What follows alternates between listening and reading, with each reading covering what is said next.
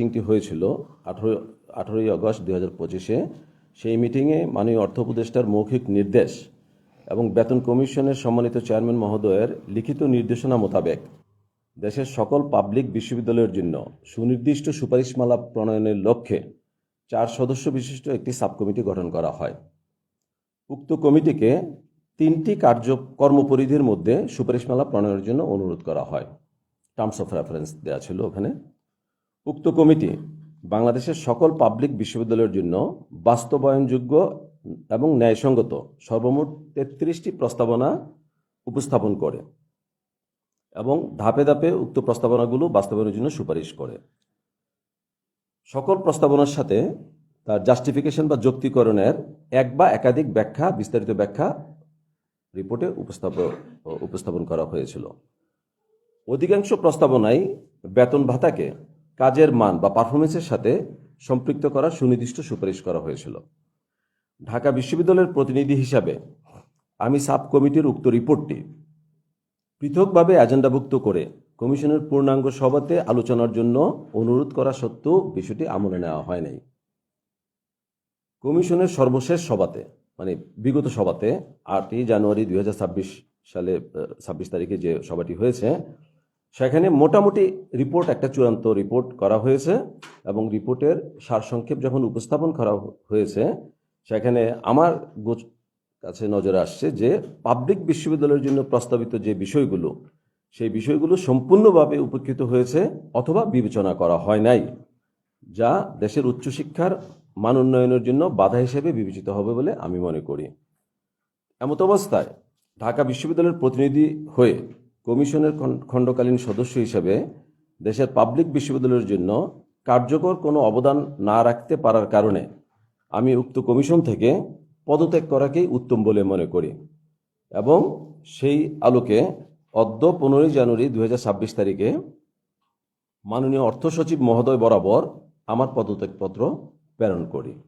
আমার পদত্যাগপত্র যেটা আমি আজকে সকালে প্রেরণ করেছি, সেটার রিসিভ কপি আপনাদেরকে আমি দেখালাম। এটা হচ্ছে আমি পদত্যাগপত্র পাঠিয়ে দিয়েছি সরকারের কাছে, সেটা অলরেডি রিসিভ করা হয়েছে। এটা হচ্ছে আমাদের রিসিভ কপি। তো এই ব্যাপারে আমি একটু যদি ব্যাকগ্রাউন্ডটা আমি বলি, তাহলে আপনাদের একটু বুঝতে সুবিধা হবে। যেহেতু আমি বিশ্ববিদ্যালয়ের প্রতিনিধি হিসেবে ওখানে গিয়েছি, আর কমিশনের রিপোর্ট তো একটা বিরাট বড় রিপোর্ট, আমি রিপোর্ট নিয়ে সেটা আমার আলোচনার মধ্যেও না, সেটাতে আমি যাবও না। ইভেন বিশ্ববিদ্যালয়ের যে অংশটা, সেটাও ধরেন কমিশনেরই একটা ক্লাসিফাইড ডকুমেন্ট।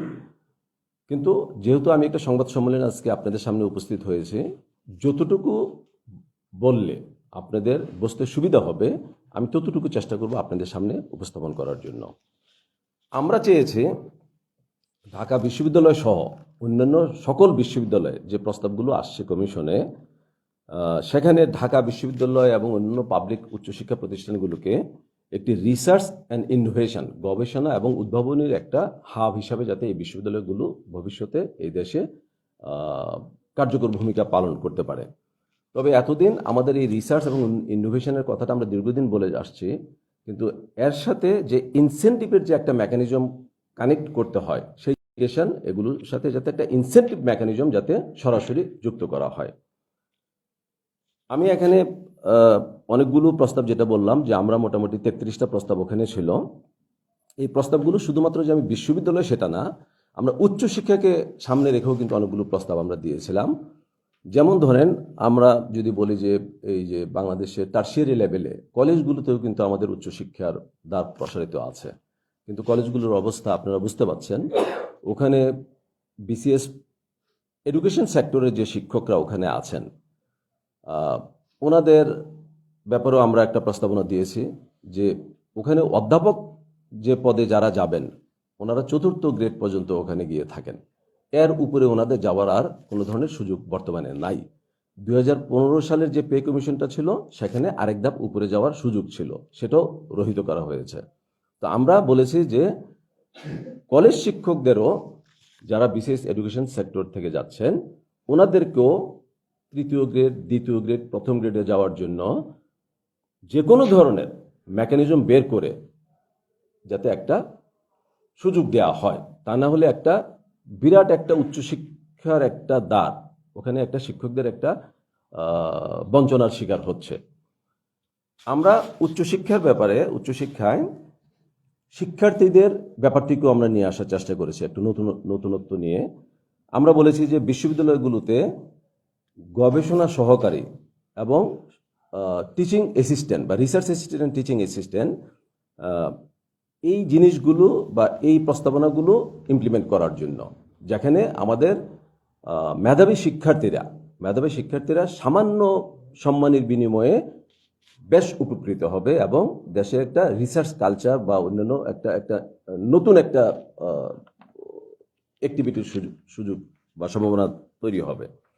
আমরা কিছু কিছু জায়গায় বলেছি যে বিশ্ববিদ্যালয়গুলোকে স্কলারশিপ ফান্ড, এন্ডোমেন্ট ফান্ড, একটা থোক বরাদ্দ যদি দেওয়া হয়, তাহলে প্রিন্সিপাল অ্যামাউন্টটা ঠিক রেখে বিশ্ববিদ্যালয়গুলো যাতে তাদের আর্থিক সক্ষমতা দিয়ে শিক্ষার্থীদের যাতে সাহায্য সহযোগিতা করতে পারে।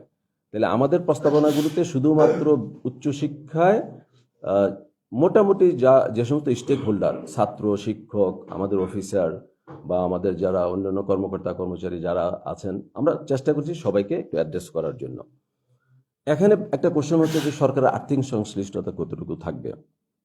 আমরা ওখানে দেখিয়েছি যে 33টা প্রস্তাবনার মোটা করেছি, তার 1/3 মতো, প্রায় 8টা থেকে 9টা প্রস্তাবনা আছে যেখানে সরকারের কোনো ধরনের অতিরিক্ত আর্থিক সংশ্লিষ্টতা নাই, একটা টাকাও অতিরিক্ত ব্যয় হবে না। শুধুমাত্র এই উচ্চশিক্ষার সাথে যারা জড়িত তাদের একটা সামাজিক মান মর্যাদার ওখানে প্রতিষ্ঠিত হবে বলে আমরা বিশ্বাস করি। যেমন আমরা একটা কথা বলেছি যে 2015 সালের আগে আপনার গ্রেড 1-এ যারা বিশ্ববিদ্যালয়ের শিক্ষক ছিলেন, গ্রেড 1-এ তাদেরকে বলা হতো আপনার সিলেকশন গ্রেড প্রফেসর, একটা মর্যাদা দেওয়া ছিল।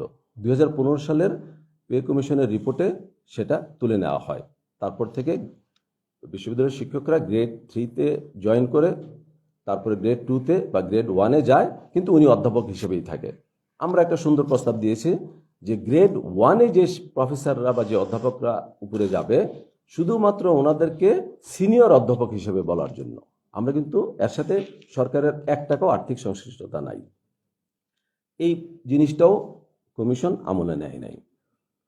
আমরা এখানে যেটা বলেছি যে শিক্ষকতা পেশায় আকৃষ্ট করা, যে আমি যেটা বলেছি যে আমাদের যে টিওআর যেটা ছিল, যে এই রিপোর্টের ওখানে কিন্তু একদম প্রথম টিওআরটাই ছিল যে এই উচ্চশিক্ষা প্রতিষ্ঠানগুলোতে শিক্ষকতা পেশায় আকৃষ্ট করার জন্য কিছু প্রণোদনা প্রস্তাবের জন্য একটা ছিল।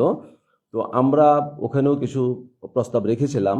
যেমন এখন যে প্রস্তাবটা ওখানে আছে সেটা কমিশন বলবে, সেটা নিয়ে আমি কথা বলবো না, কিন্তু আমি শুধু বলতে চাচ্ছি যে 2015 সালের যে রিপোর্ট ছিল 15 সালে, সেখানেও কিন্তু বিশ্ববিদ্যালয় লেভেলে প্রভাষকদের এন্ট্রি লেভেলটা 8ম গ্রেডের একটা প্রস্তাবনা এবং সুপারিশ ছিল, কিন্তু সেটার বাস্তবায়ন হয় নাই। আমরা দেখেছি অতীতে এরকম প্রস্তাবনা ছিল কিন্তু বাস্তবায়ন হয় নাই।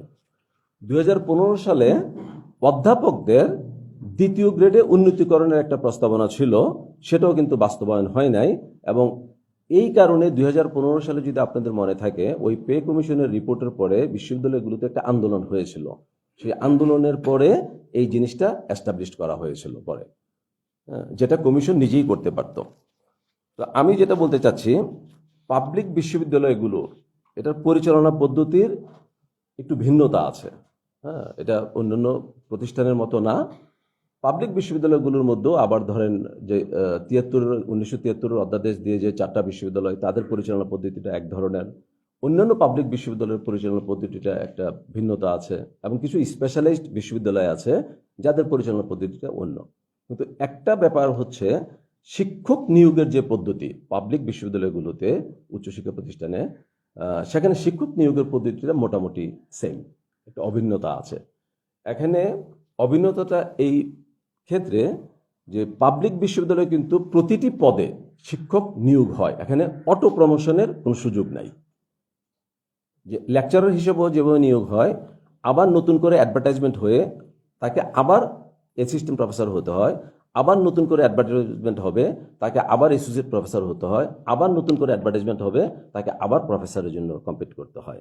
তাহলে পাবলিক বিশ্ববিদ্যালয়গুলোর এই পজিশনগুলো অটো প্রমোশন না বেশিরভাগ ক্ষেত্রেই। With few exception. তো এখানে এই যে ভিন্নতা, তার জন্য এখানে কিন্তু এটা ওপেন ফর এভরিবডি, যে এটাই হচ্ছে বিশ্ববিদ্যালয়ের নিয়ম।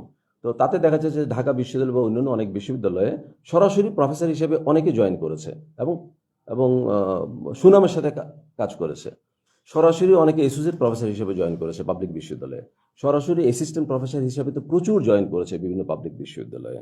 তো এই যে ভিন্নতা, এই ভিন্নতাটা বলার উদ্দেশ্যটা হচ্ছে যে এখানে আপনার বেতন, ভাতা বা অন্যান্য যে কাঠামো, এই জিনিসটা এর সাথে সামঞ্জস্যপূর্ণ হওয়াটা উচিত। কারণ অন্যান্য প্রতিষ্ঠানের সাথে এর পরিচালনাগত পদ্ধতি বা শিক্ষকদের প্রমোশন বা শিক্ষকদের বা নিয়োগ, হ্যাঁ, এটা যেহেতু ভিন্নতা আছে, আমার মনে হয় এটা একটু আলাদাভাবে চিন্তা করা উচিত। যাই হোক, আমি এখন একটু বিস্তারিত ব্যাখ্যাতে যাচ্ছি যে আপনাদের সুবিধা হবে। যে বিগত 8 তারিখের কমিশনের সভাতে, 8ই জানুয়ারি গত সপ্তাহে যে কমিশনের যে সভাটি হয়েছিল, সেখানে মোটামুটি একটি চূড়ান্ত রিপোর্ট উপস্থাপন করা হয়েছে। মোটামুটি চূড়ান্তভাবে রিপোর্টটি উপস্থাপন করা হয়েছে। তো উপস্থাপন করার পরে আমার নজরে আসে, যেহেতু আমি কমিটির একজন সদস্য, যে পাবলিক বিশ্ববিদ্যালয় এবং বাংলাদেশের উচ্চশিক্ষার সাথে সম্পৃক্ত বিষয়গুলো যথাযথভাবে সেখানে প্রতিফলিত হয় নাই। আমি তাৎক্ষণিকভাবে কমিটির সভাতে আমার দ্বিমত প্রকাশ করি, নোট অফ ডিসেন্ট আমি দিয়ে। যদিও মিটিংয়ের শুরুতে আমার সিগনেচার নেওয়া ছিল, কিন্তু মিটিংয়ের সিগনেচার শুরুতে যেহেতু মিটিংয়ের সিগনেচার দেওয়া ছিল, অ্যাটেন্ডেন্সের সিগনেচার বা অন্য সিগনেচার দেওয়া ছিল, তার মানে এই না যে আমাকে তো বসতে হয়েছে 2-3 ঘন্টা মিটিংয়ের পরে বসতে হয়েছে, যে সেখানে রিফ্লেকশনটা পাবলিক বিশ্ববিদ্যালয়ের এই রিফ্লেকশনটা প্রপারলি হয় নাই। তখন আমি নোট অফ ডিসেন্ট দিয়েছি। এখানে একটু আপনাদেরকে বলি যে পে কমিশনের কাজটা কিভাবে হয়, যে আপনারা জানেন, হ্যাঁ, তারপর আমি বলি যে এখানে প্রস্তাব আকারে কিছু আসে বিভিন্ন স্টেক হোল্ডারদের কাছ থেকে, তারপরে এখান থেকে একটা কমিশন একটা সুপারিশ সরকারের কাছে নেয়। সরকারের কাছে নেওয়ার পর সরকার তখন বাস্তবায়নের জন্য কি কি বাস্তবায়ন করবে সেটার একটা, তাহলে 3টা ধাপে কিন্তু এখানে কাজটা হয়। এখানে বলার উদ্দেশ্যটা হচ্ছে যে প্রচুর সুপারিশ কিন্তু পে কমিশন দিয়েছে বা দিতে পারে, কিন্তু বাস্তবায়ন কিন্তু পাবলিক বিশ্ববিদ্যালয়ের জন্য বা উচ্চশিক্ষা প্রতিষ্ঠানের জন্য যে বাস্তবায়ন, সেটা একেবারে নগণ্য। যেমন আমি আপনাদেরকে যদি আরও 2-একটা এক্সাম্পল দেই, 2015 সালের যে রিপোর্ট হয়েছিল, সেখানে গবেষণা ভাতার জন্য বিশ্ববিদ্যালয়ের শিক্ষকদের যে গবেষণা ভাতা দেওয়ার জন্য প্রস্তাবও ছিল, সুপারিশও ছিল, কিন্তু এখন পর্যন্ত এই আজকে 12-13 বছর সেটা বাস্তবায়ন হয়নি। তারপরে 2015 সালের রিপোর্টে ঢাকা বিশ্ববিদ্যালয় এবং বাংলাদেশ প্রকৌশল বিশ্ববিদ্যালয়কে, বুয়েটকে স্পেশাল স্ট্যাটাস, বিশেষ মর্যাদা দেওয়ার জন্য একটা প্রস্তাবনাও ছিল, একটা সুপারিশও ছিল, কিন্তু এগুলোর কোনোটাই বাস্তবায়ন হয়নি। আমি বলাটার উদ্দেশ্যটা হচ্ছে যে এবারও যদি আমাদের এই পাবলিক বিশ্ববিদ্যালয়ের জিনিসগুলো যদি প্রস্তাবনা আকারে বা এই গদবাদা সুপারিশ আকারে যদি থেকে থাকে, তাতে কিন্তু বিশ্ববিদ্যালয়ের সামগ্রিক কোনো পরিবর্তন হবে না বলে আমি মনে করি ব্যক্তিগতভাবে। হ্যাঁ, ব্যক্তিগতভাবে এখানে আরো 2-1টি জিনিস একটু বলি যে বর্তমান পে কমিশনের আওতাভুক্ত বা পে কমিশনের কার্যপরিধিটা কতটুকু, এটা একটা কোশ্চেন আসবে বা আপনারা ফেস করতে পারেন। কমিশনের যে প্রজ্ঞাপনে হয়েছে সেই প্রজ্ঞাপনটাতে বিস্তারিত বলা আছে যে এই কমিশনটা সরকারি কর্মকর্তা, কর্মচারী, স্বায়ত্তশাসিত প্রতিষ্ঠান, তারপরে আপনার এই সরকারি অন্যান্য প্রতিষ্ঠান, ব্যাংক, সরকারি ব্যাংক, পাবলিক বিশ্ববিদ্যালয়, এই সবগুলোর আওতাভুক্ত। এর মধ্যে অনেকগুলো কার্যপরিধির মধ্যে একটা সুস্পষ্টভাবে বলা আছে যে কমিশনের কার্যপরিধি বেতন, ভাতা ও অন্যান্য সুবিধা পর্যালোচনা পূর্বক সুপারিশমালা প্রণয়ন করবেন।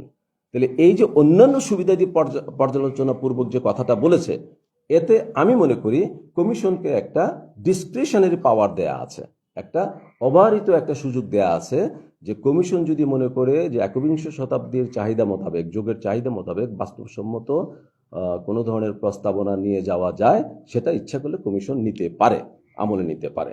কিন্তু শুধুমাত্র যদি মাইন্ডসেটটা এইভাবে থাকে যে শুধু বেতন ভাতা নিয়ে আমি কাজটা করব, তাহলে কিন্তু অনেক জিনিস অ্যাড্রেস করা যাবে না। কিন্তু আমি মনে করি এই টিউআর এর মধ্যে অন্যান্য সুবিধা পর্যালোচনা পর্বক যেহেতু সুপারিশ করার কথা বলা হয়েছে, কমিশনকে একটি সুন্দর একটা ডিসক্রিশনারি একটা প্ল্যাটফর্ম দিয়েছে।